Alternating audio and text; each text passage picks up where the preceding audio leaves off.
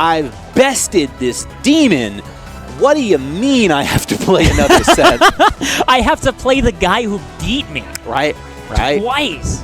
But I mean, if there's anything to get your like motivation back, like get your mojo back in full swing, it's like, I beat my demon today, nothing stops me. I am untouchable. Yeah. We'll see, because the winner semis was not a close set between these two players. So does Soulrifle carry over that manic energy that he plays with so consistently into this grand finals? Do we see a potential reset, or do we see Kusi claim this #1 spot here at GotE? Yeah, this is grand finals again. Kusi from the winner's side. We need 2 wins from Soulrifle, and if we remember the way like the previous set went, like what sticks to my mind is just Kusi felt like he had the luxury of deciding a moment later than Soulrifle did, right? When it came to so many decision points, and especially because he could deny Lily, right? He has multiple avenues of counterplay there, whereas Sign looks to be much harder for Soulrifle to find a consistent answer of his own. Well, and the big thing for me is by the time we got to Game 4, Kusi had such a good understanding of what Soulrifle was looking for that we saw bash, bash, bash. Those were the 3 stocks in Winners Finals to finish everything out. Yes. Now he has potentially 2 sets to understand how I'm going to counteract the recovery, the DI, the positioning. And I just think that's going to be such a strong advantage for Kusi. Yeah. I mean, we are seeing shades of that same edgeguard struggle, right? Like Kusi there, not Kusi, Soulrifle managing to hold on resources to recover high, but if Soulrifle is deprived and forced in purely horizontal, it's going to be that team-up forward smash every time. See the neutral here. Both players trying to find things out. Kusi extending things a little bit, but does miss the wave land there. Doesn't seem to be too much of a bother using the sign explosion to be able to catch multiple directions at once. Ooh. Gonna get the tether into the dunk. Soulrifle getting the first stock, but needing a lot more momentum. Second stock. Second stock. Oh my gosh, I missed that. We're almost at the end of here. Oh, but the call out. Good evasion from Kusi, not really suffering for the invincibility.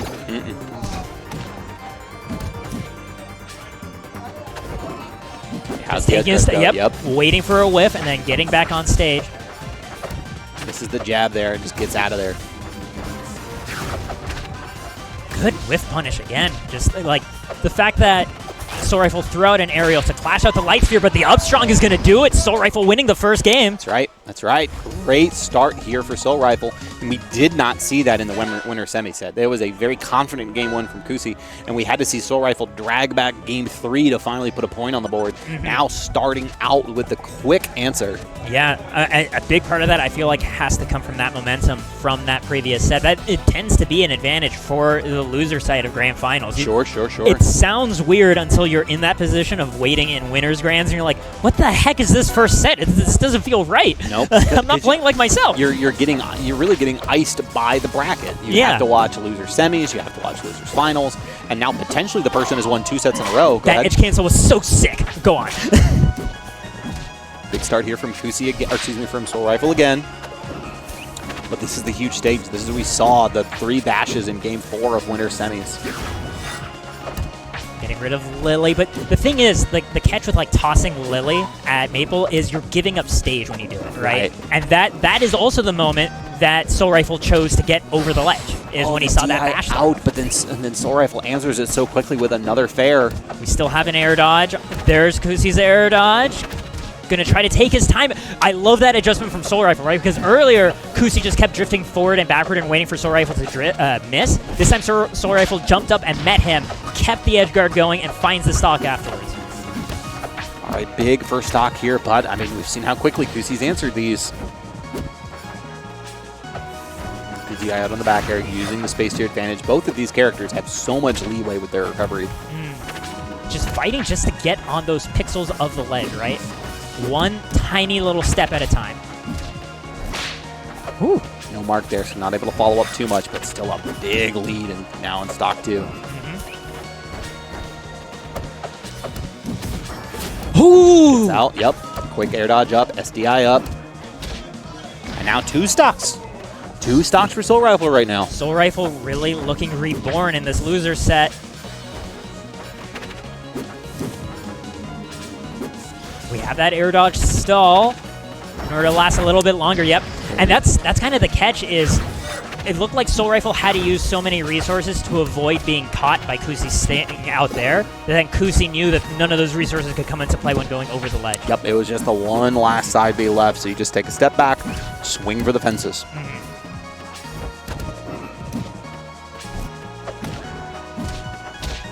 All right, we have the first fair. This is looking like kusi's going to be up 2-0 at this, right? Like this. Soulrifle, I'm so sorry. Yeah, Soulrifle. Yeah, this is just a dominant performance. And back air? Already, I mean, that was definitely DI out, expecting something else, but the dunk is going to go ahead and close that off. And more importantly here, no pop-off this time. We saw a minor pop-off in Game 1. We saw the huge pop-off after Losers Finals. This is a Soulrifle that is focused. This is a Soulrifle that's ready to take set 1 and potentially take this entire tournament too. The way this is looking in those first 2 games, I can absolutely believe it. Nevermore is Soulrifle looking to get himself that first place trophy he's wanted for so long. Well, and look at the posture difference between the 2 players as well. Soulrifle just lean back, confident, relaxed, full gamer lean here from kusi right now, and that could just be their preferred positions, but the body language right now shows the difference in the tempos. It shows the difference in this kind of ideals of where we are between these 2 players right now. Answering back with a forward tilt before the sign explosion can even go off. Great air dodge around that nair.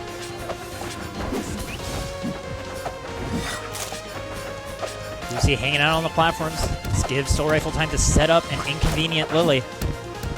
Oh, the mash out on the jab between the 2 players there. Who's going to get it first? Oh, that jab's to interrupt. Not going to let Soulrifle get pressure for free. There's one. Good interception. 2 more stocks. This is a full reset here for Soulrifle. This is a lead by a hair. Hey, you're not wrong. But we've seen how quickly Soulrifle's been able to take advantage of these minor leads too. 1 dash attack, 1 down tilt. It's just something to make things start off here. And now going to be able to get the Punisher? No, not much. Soulrifle more than content to just give kusi his space. That was a damned if you do, damned if you don't moment there for kusi, because we saw Lily get set up on that center flat, him land on top of it, and has to choose between bashing, rolling, or pecking. And Soulrifle lurking right underneath her, just waiting for whatever the answer is. It reminds me of watching Martha in Melee, right? Just like, okay, you're on the platform, like, I get a hit, no matter what you do. Sneaks past the F-Strong there. I wonder if the vacuum hit, if we had the strong hit, would have been enough to do it. That sign positioning, that slightest feint to put the explosion just within Soulrifle's reach. And Soulrifle is Maypul at 230%. That's where I was headed next, man. I mean, you see Crag, you see Edalus. You don't see Maypul at this percent. Oh, and that's going to be the next stock. Oh, my goodness. 242, 249 finally seals the deal. But this just feels like Soulrifle's set. I don't know if it feels like Soulrifle's tournament yet, but it feels like Soulrifle's set.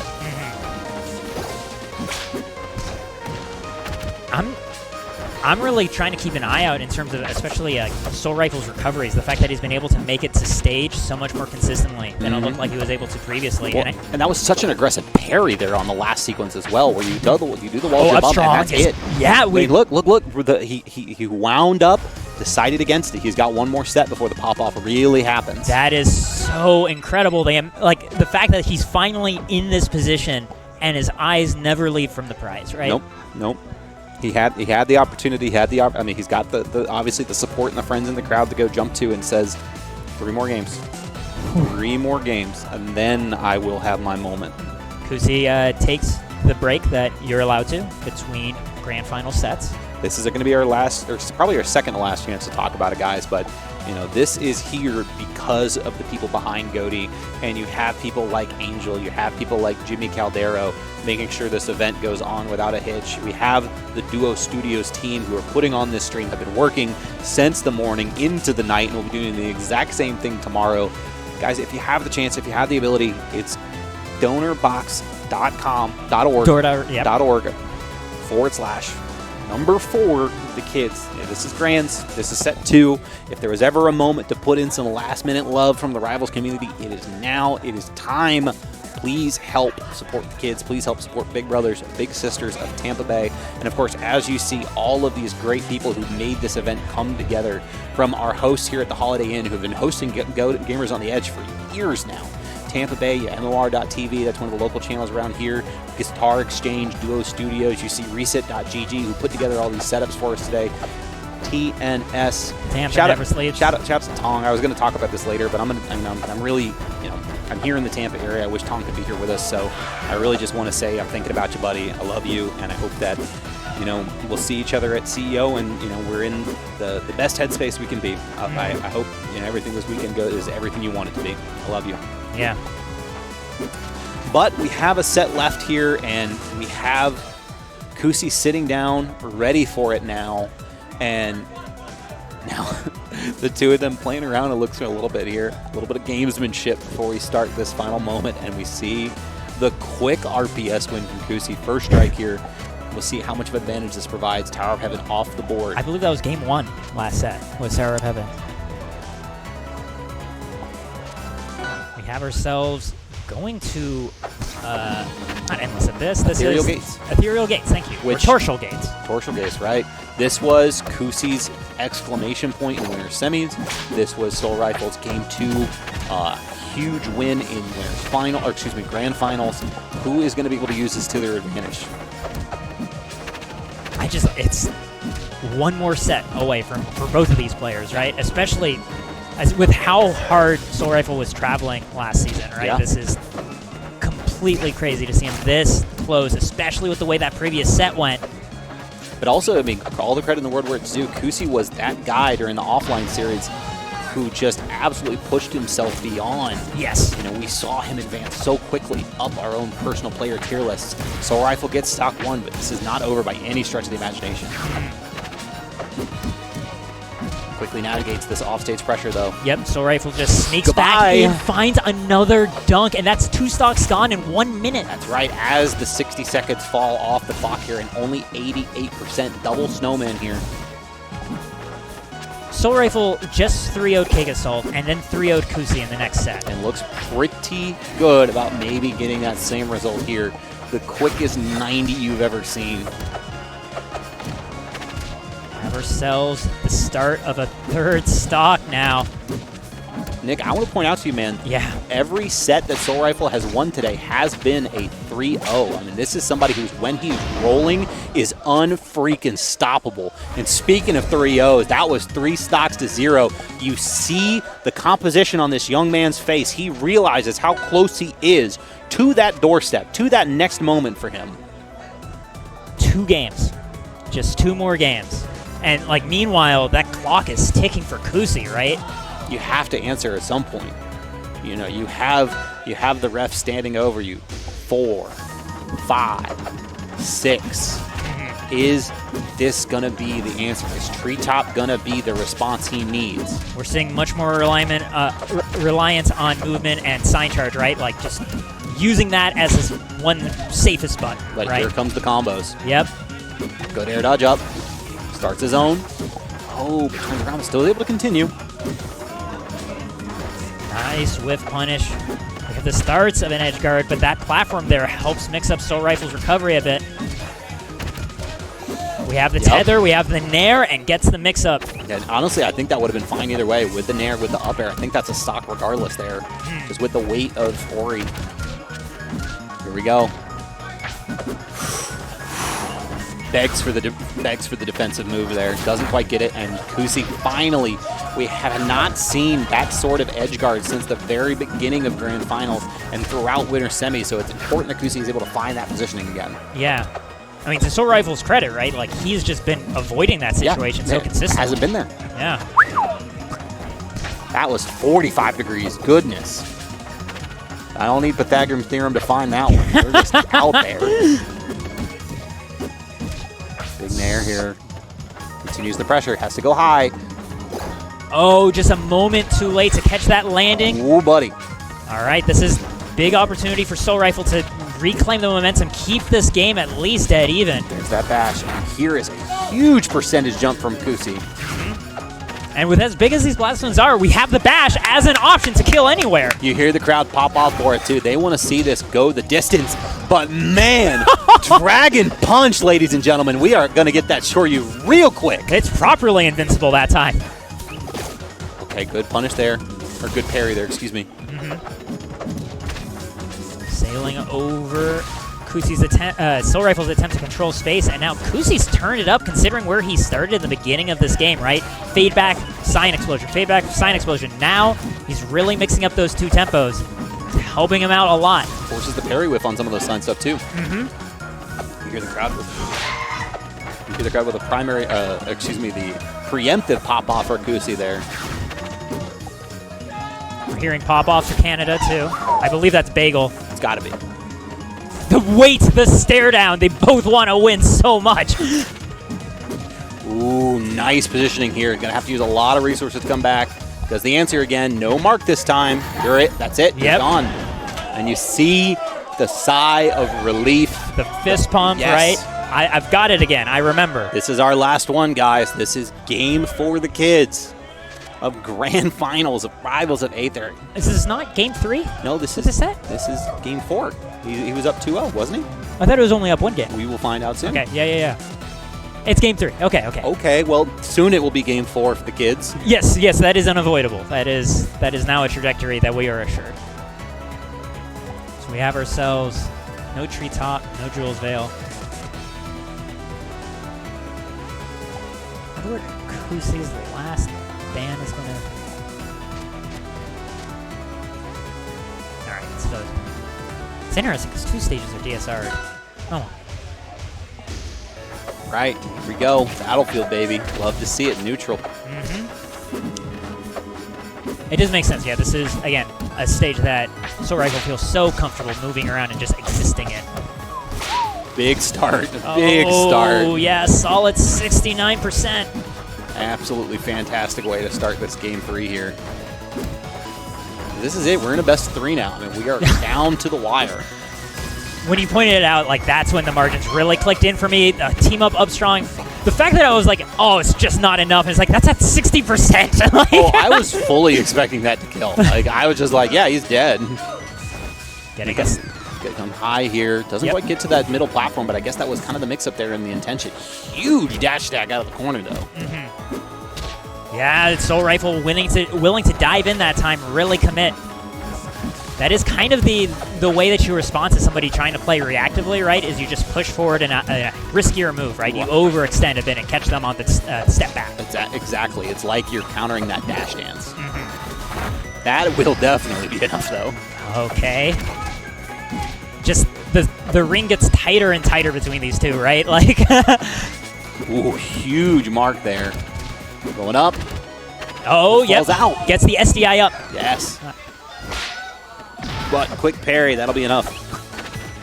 Right. Soulrifle looking good. Full stock lead here. And now going to put extra damage to widen this gap further. Whew. Solid 66. This is Kusi's last thought. And it's just like, remembering that this is a best of 3, how little room for error that there is left for him. Like, you don't want to see Soulrifle with the momentum of only 1 more game, but that's where he is now. I was just about to say we are 1 wrap away from this being 1 game away from being a wrap on the tournament. Soulrifle now on the verge. 3 stocks. 3 stocks separate him right now. Yeah. I don't know if we are coded for the pop-off that is going to occur if this happens. I'm worried for the infrastructure of this building. Holiday Inn has been a great host to us. Is there earthquake insurance here in Florida? Is that like a regular thing? We don't really need it, really. Because in California, that's a thing. I'm just saying. We have hurricanes. But here we go. Air Armada as the place where Kusi is willing to put essentially his tournament life on the line. Yeah, his last stand. Yeah. Talk to me, GP. Why is this the stage here? I am thinking in terms of essentially escorting to the corner, right? We've seen those stalls by Kusi with those air dodges, right? Sure. In the middle of those carries. Here, he's basically stalling at the blast zone. And I think that's going to make it a little bit harder for Kusi to recover. Oh, yeah, Soulrifle. You saw he missed the ledge dash, ended up down a wall cling instead and put himself in a bad situation. Soulrifle recognized it immediately, and Now the stocks are down to 2. Can Kusi answer back? Can Kusi force this to game 5? We shall see. I mean, we have right now 88%, and this is a smaller Blast Zone stage. This is absolutely within the realm of reason for Kusi to be able to take this next stock. But Soulrifle's been so slippery, just finding those right moments to poke back and get himself some control. He's too low. He's too low. The stage coming to bite Kusi right here. Kusi on his final stock. Soulrifle just needs to push a little bit further, just a couple more steps to get this stone on top of the mountain. Listen, we're seeing it right now. We are at the mountaintop, and that's it! And that's it! Soulrifle ascends to the top! You see the huge pop-off. You see MSB die in the background because of it. What a fantastic finish from Soulrifle, and all of the emotion on this young man's face pouring out into the crowd, sharing this moment with him. Congratulations, Nevermore Soulrifle 211, your Gamers on the Edge 8 champion. Came so close so many previous tournaments, right? That's the bottle of feeling, especially from Genesis 8, right? Coming so close and being struck down right at the end of Winners Finals. The tears. This is what matters to him. Yeah. This is his moment. A year of effort, a year of constant effort over and over again, being stopped right at the very peak, making it here finally. Soulrifle joins a small club of players to win a major event. This is impressive stuff for the young man. You love to see this, the champion's journey come to an end like this, and the moment's hitting him. You see him in the crowd realizing, I did it. Yeah. I made it. Andrew Shippey, young man, pat yourself on the back. You've done it. Like you said, you've joined that elite group of people, and this beautiful cinematic shot here from Duo Studios just cementing this for him. This is something he's going to watch back